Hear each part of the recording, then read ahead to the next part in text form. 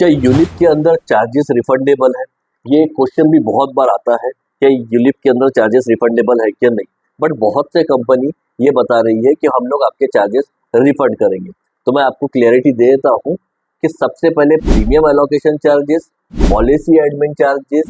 Surrender और discontinue charges, ऐसे charges है जो कभी रिफंड नहीं होंगे। But yes, mortality charges company refund कर रही है कुछ कस्टमर्स को, इनफैक्ट सभी कस्टमर्स को एज पर पॉलिसी फीचर्स।